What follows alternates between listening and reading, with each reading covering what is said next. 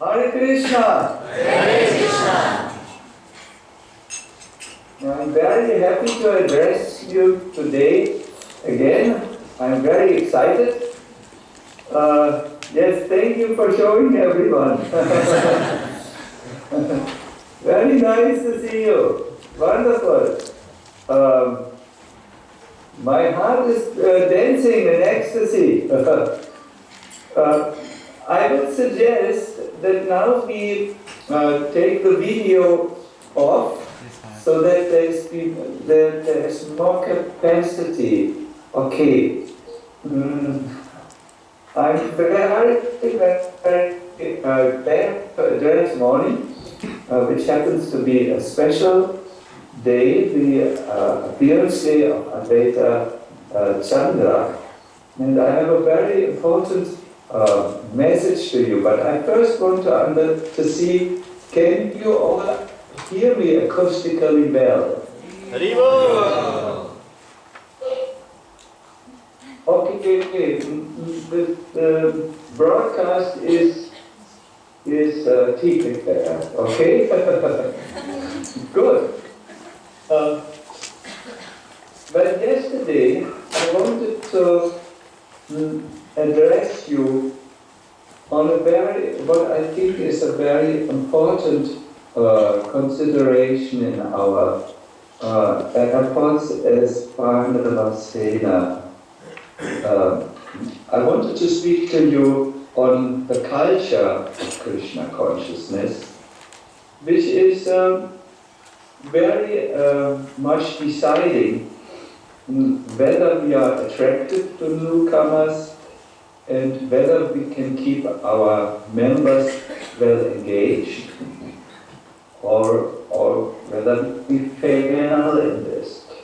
Our culture is defined as how any group of persons, it could be an ethnic group, it could be a country, but it can obviously also be a spiritual movement. So culture is defined how any group of people attains its goals. What goes on amongst the people in terms of their relationship. I remember once sitting together with His Holiness Maharaj in New York, and I was introducing to him some of the outreach concepts which we had developed in our team, and he was very interested, but then he asked me a question. He said, Maharaj, do you know what makes a person decide whether or not he will join a movement or any group? And he said, will it be the philosophy? And then he said, no, it will not be the philosophy. The reason why a person joins and stays in a movement is because he appreciates the way people interact with each other. And if it is appealing, if it is caring, then he will like to be a part of these. If something has a wonderful philosophy, very thought out thought systems, but the people there are miserable and they quarrel frequently with each other, then one will not be attracted to join this group or movement. And so I always remembered this, and therefore I thought yesterday in my first broadcast I would focus on that. Today I have a very, let me say, heart-churning subject matter. But once again, because I don't see you and I don't know if you can hear me acoustically well, can I just ask, is the line okay? Do you hear me? Yes, ma'am. Yes. Good. Fine. So,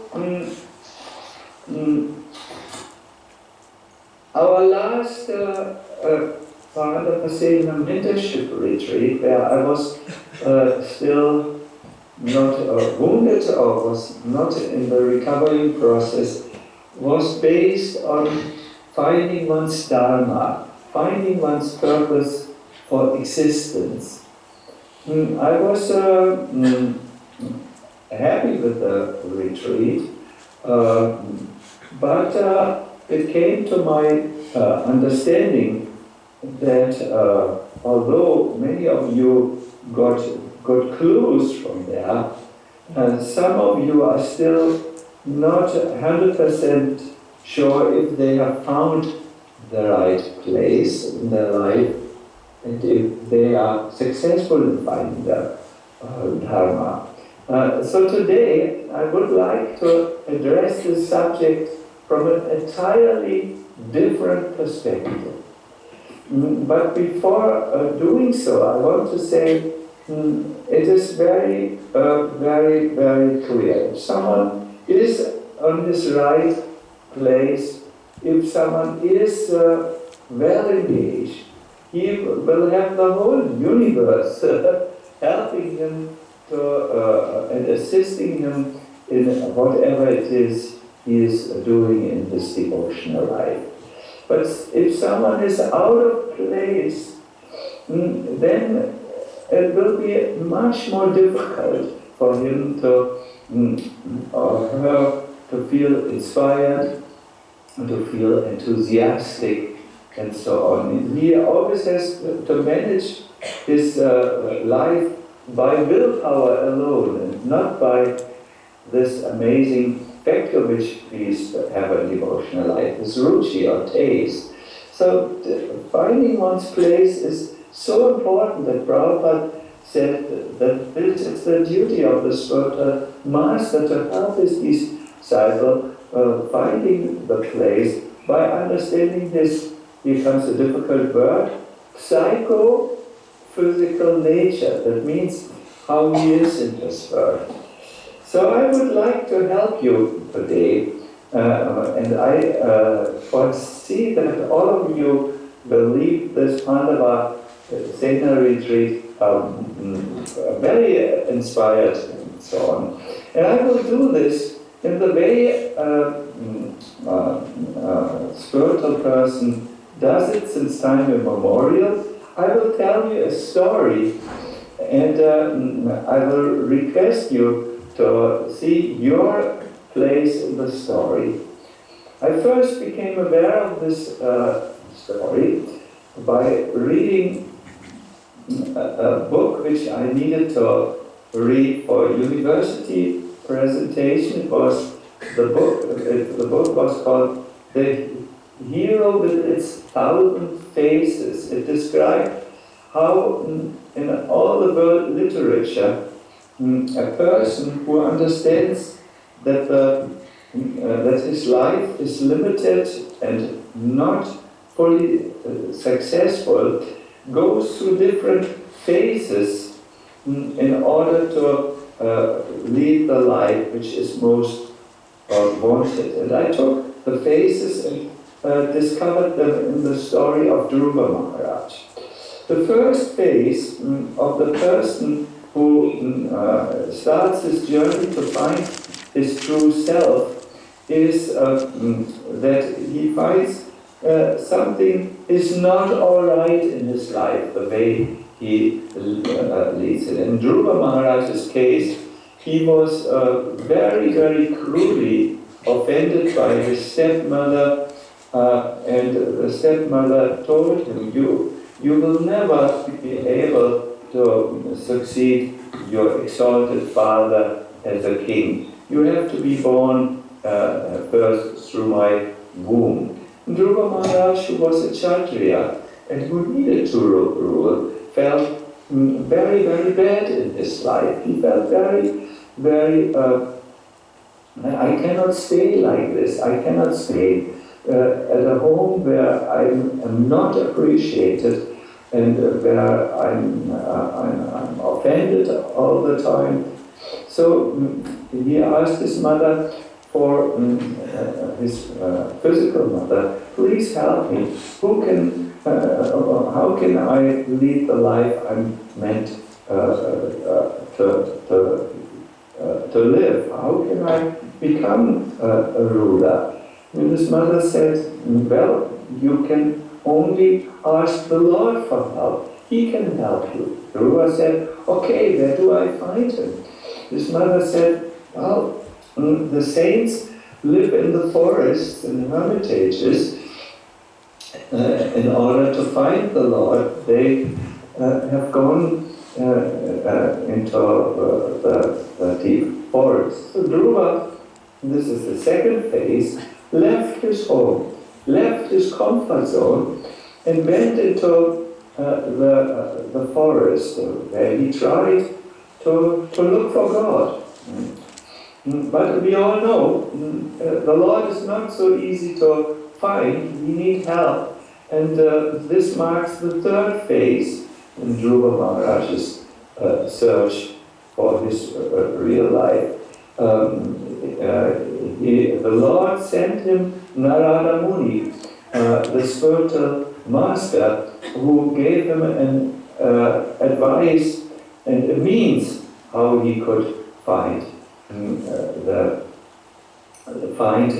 Lord. He gave him a mantra and a process of worship. And then Dhruva Maharaj followed him. He chanted the mantra, Om Namo Bhagavate Vasudevaya, and worshipped a form of the Lord whom he crafted from the earth. He gave flowers and fruits to that Lord, which was the fourth phase. He after meeting his spiritual master, he took to a very specific path of worship. And we know the fifth phase was when the Lord appeared to him, and the sixth phase was when he came home and indeed became the Krishna conscious ruler. So this marks a little bit the 6 phases which anyone who tries to find his real life has to undergo. He has to first of all find out material life is not really satisfying. It is limiting me. I need to leave my comfort zone now. You have all done this. You have become very nice devotees and have joined Pandavasena. Second phase would be to now look for guidance and help. For this we have supplied the mentorship program where we can get guidance from serious older devotees. And for those devotees who want to progress further, they will find their spiritual masters. In fact, already now you listen from many exalted souls and get inspirations. Then comes the phase to take up a serious spiritual process, and afterwards you will in some ways Bhakti Parishanubhava will make a direct experience of the Lord. And then in some ways you might see when you come before the deity or when you chant in kirtan that you feel very close to the Lord. But then comes the very important phase, how to integrate this in your life and find your place and find the life you're meant to do. Now, again, I want to ask, is the connection still all right? Can you hear me? Yes, Maharaj. Very good. Now, my dear devotees, the dear Vaishnavas and Vaishnavis, all the dear friends who have joined, I want to sincerely now tell you a story which is a modern story, in which you can find the elements which I have discussed for someone who makes his spiritual journey in a little bit more modern way, and I think it is a way which is more relatable to you. Let me tell you today the empowering story of Mohan, who lived in the land called Familiar, and who had a last name which everyone had in this name, Mr. Nobody. You know, Mohan Nobody. They all were called like this in this land. It's a very heart-rendering story. I first found something in a Christian monk, but I have now put it into my own Krishna conscious story. One day, Mohan woke up because he had heard a voice inside. It was a disturbing voice. The voice had said, Mohan, you are not living the life I have designed for you. Search your real life. Mohan had heard this voice in the early morning, and that day he did not want to go to work in the factory where the whole town worked. All the nobodies went only to that factory. Mohan stayed the day at home, and when evening time came, he did not want to do what all nobodies do. That is, sit before the black box for 2 hours and recline. No.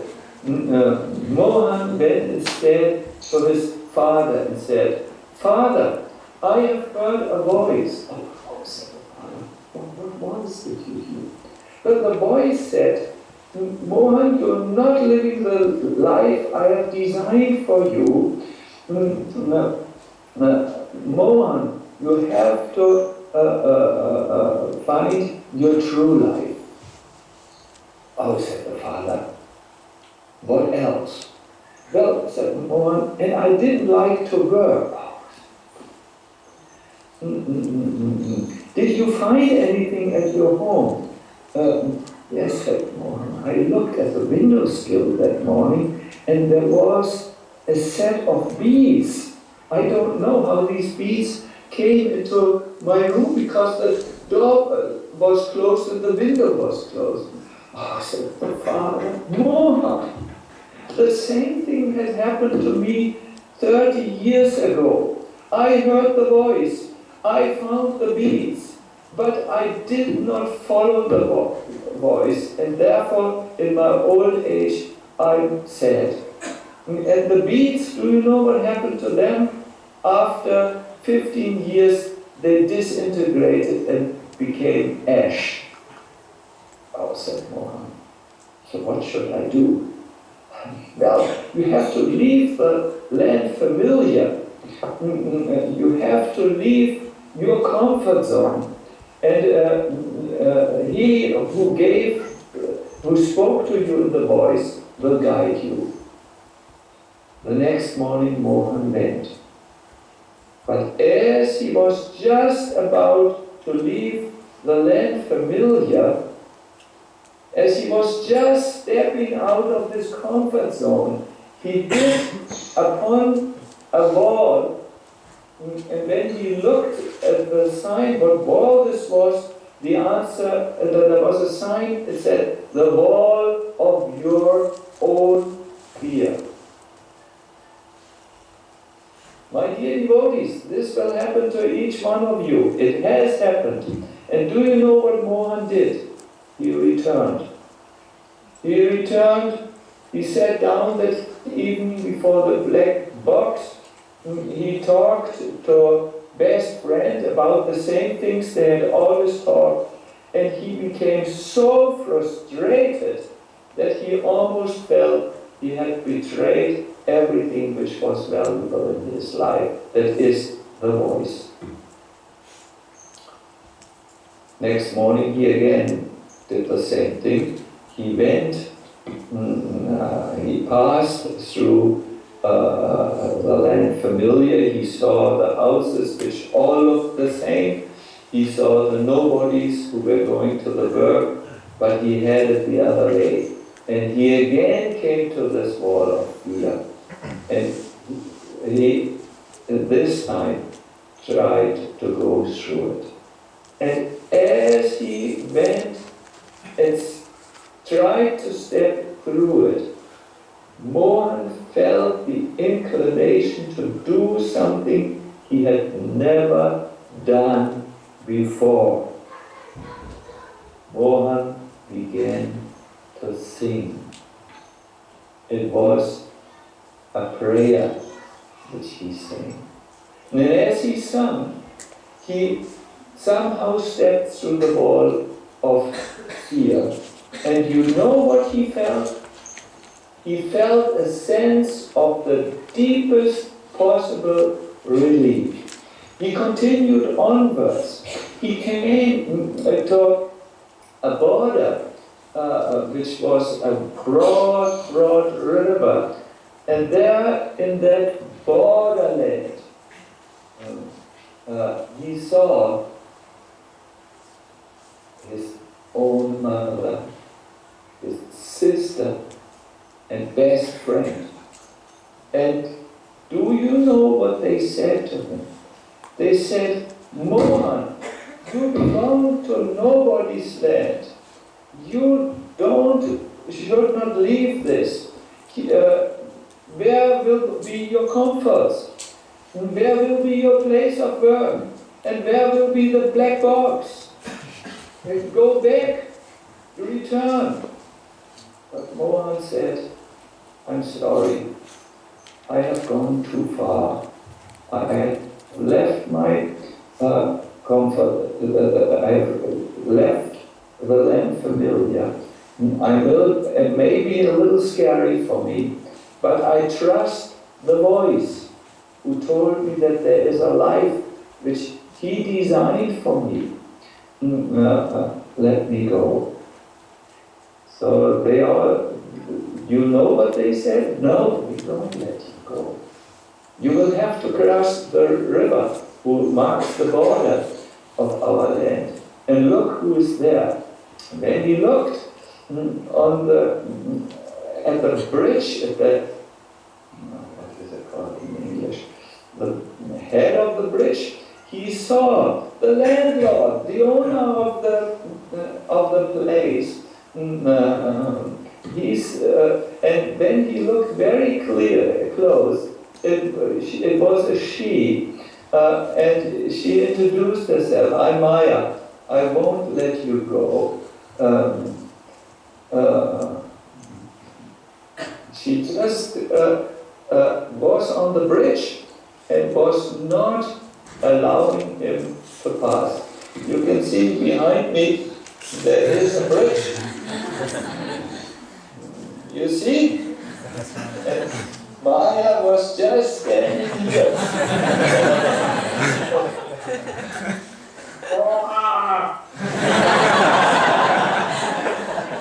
Damals wie weit hier. But Mohan trusted the voice. Like all of you have trusted the voice inside. And he went to the river.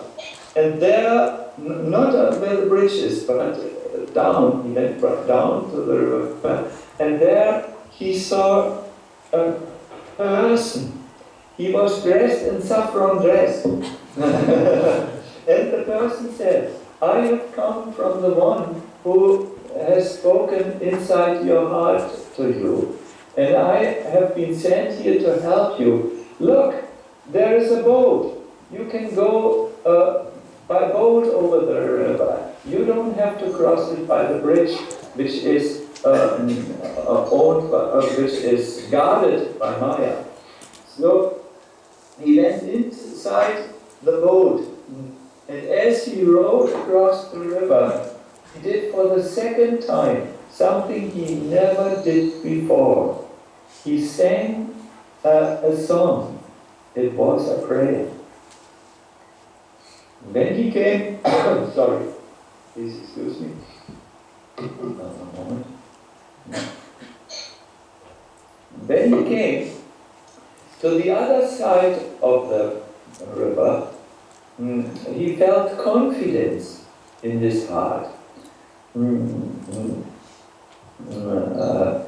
He had taken from the boat a knapsack, and in that knapsack he found water and some food, and he also found the beads he had originally seen at the windows sill after he had heard the voice. And he walked, and do you know what? When he walked, it became more and more a desert. First there were a few trees, but it became more of a desert. And finally he was in a desert with some rocks. He drank the water, he ate the food. He did not know what the beads were for, but he went on, and after some time his supply was going out. Mohan was desperate. He had left everything, and he had ended in a wasteland. There was no clear indication where the life he was meant to live was. In fact, he was hungry. He felt thirsty. He felt miserable. All Mohan could do is sit down on the rock and cry. As he was crying, he saw a little bit above the rock a figure. She was dressed in white, and she was almost looking like an angel. And she said, Mohan, do not cry. You need to go on, but you need to go on under the guidance of me. My name is Shraddha Devi. Shraddha Devi, you know, in translation means the goddess of faith. Bhaktivinoda Thakur calls her Shraddha Devi, beautifully, very saintly dressed, and she is only for Krishna. She is only praising Krishna. So Shraddha Devi said, I know the way through this wasteland. You have to follow her faith. You have to follow faith. So Mohan did not wish to return, and he invested very much in this only messenger which the one who has designed his ideal life had sent him. It was the second help. The first help was the one who helped him cross the river in a boat. Now the second messenger had come, faith. And he followed Faith, who was always walking 200 meters before him for some reason, and who showed the way. And he came into a very beautiful country with fruit trees and clear water, and refreshed himself. And Faith said, now you want to know how you can find your ideal life. And your ideal life can follow if you follow 3 important instructions with which I will leave you. The first instruction is called Se. The second instruction is Va. The third instruction is Ka. Mohan scratched his head. What is Se?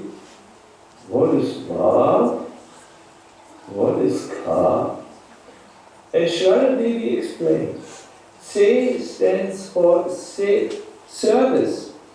Service in the mission of the great Acharya. Va stands for Vaishnavas. You need to associate with Vaishnavas. And Ka stands for Krishna Katha. You need to be informed about the one who has designed your life. And then you follow this simple formula. Se, va, ka.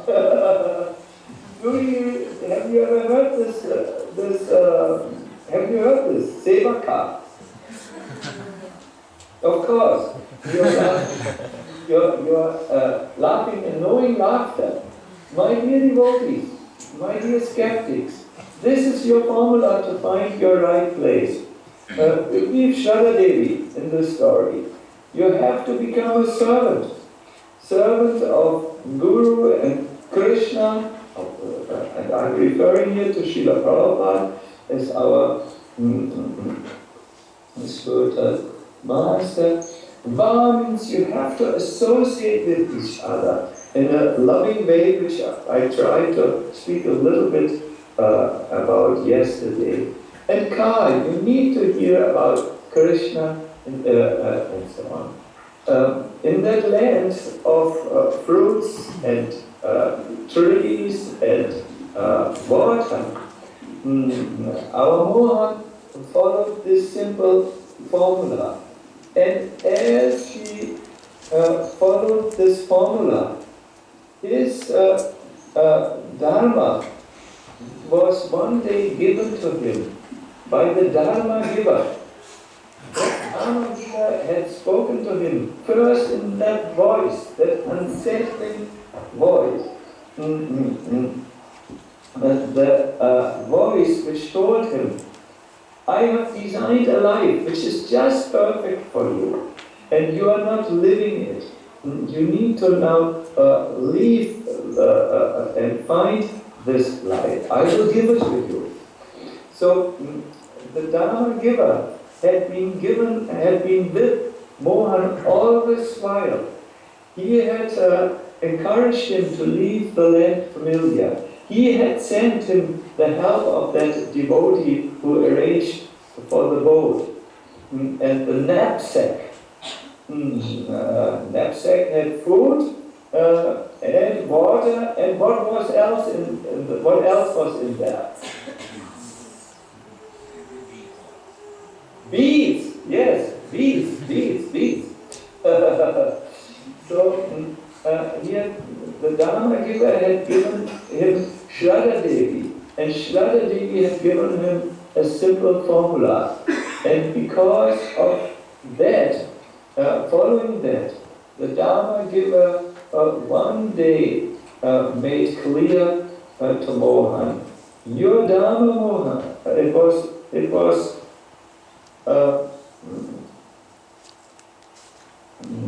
when he met another personality, and that is the great spiritual teacher, Srila Prabhupada. He said, your Dharma, Mohanji, is, and then he gave him his Dharma, and Mohan is following since that time the Dharma. I suggest, my dear devotees, that you reflect about this story and you boldly go ahead and meet and follow Shraddha Devi to develop these three items: Seva, Vaishnava Sangha, and Krishna Katha. And when Mohan was in that safe land, the safe land which all of you have reached. The Pandavasena means perfectly safe, you know, for your further practice. Pandavasena can mean perfectly safe. There you should do these three things. The seva, the association and loving care of the Vaishnavas, and you should hear about Krishna. And then the Dharma giver, the Lord will certainly give you your perfect Dharma. Sometimes it takes a little time before you know. Sometimes you may need to cross the wasteland a little bit. Some dryness may be there. But as you continue on your journey, it will be given to you. One question. What were the beads for? The third item in the knapsack. Well, they were meant for chanting Hare Krishna in my story. And I believe very, very, this is my own experience. I became very faithful in chanting 20 years ago, and I somehow like it. I do not know why I'm so blessed, and I like to chant extra rounds. And I have seen in the early morning hours, when we use the beads and chant with our mind absorbed in Krishna, then the Lord will give you the Dharma. See, ultimately, we as Vaishnavas are different from self-help groups.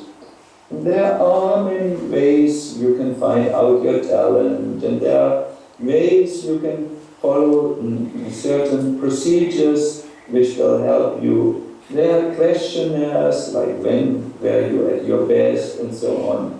But ultimately we as devotees believe that the person who knows our Dharma is the Lord in the heart. The Lord who speaks to us sometimes in the form of scriptures, in the form of devotees, or in the form of the inner voice, which we know is always right. And He will give us our Dharma. What I wanted to tell you is a simple formula. Sevaka. By this formula, the Lord in the heart will be pleased to reveal your unique place. Trust me, this is how it works. And I got this idea from a purport of Srila Prabhupada in the Bhagavad Gita, where Prabhupada discusses finding one's Dharma, and he says, if we sincerely serve the mission of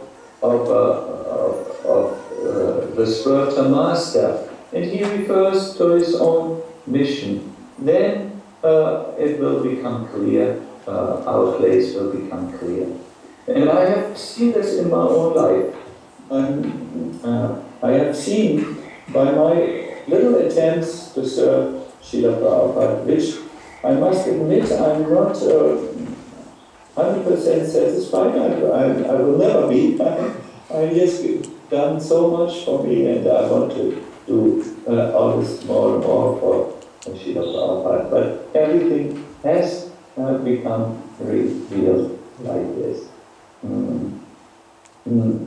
I would like to also request you, I've written a little exercise for you. Reflect about the stages in the story and discuss it with your friends. You know, how Mohan woke up, how Mohan one day he had heard this voice, how Mohan, when he wanted to really change something, hit the wall of fear. Have we not all seen this in our own life, my dear devotees? How when we want to change something, sometimes we hit the wall of fear. That is a wall which we have not crossed maybe in our past life. It's very strong conditioning. I always say this when I counsel devotees, that when they come to a stage that they feel they are stuck, and we discuss about this, it has always to do with the wall which they did not cross even in their last life. It's something very, very strong.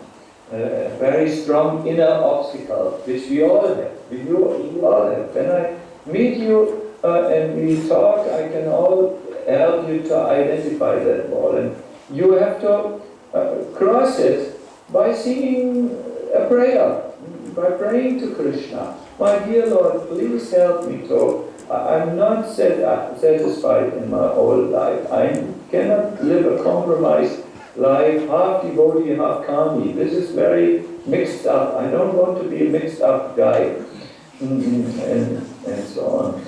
So then, by prayer, you will cross it by this prayerful song.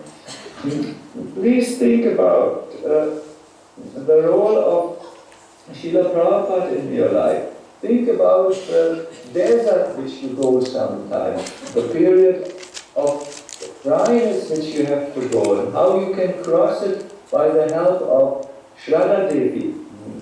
And please think about what Shraddha Devi gave to him, the Sevaka.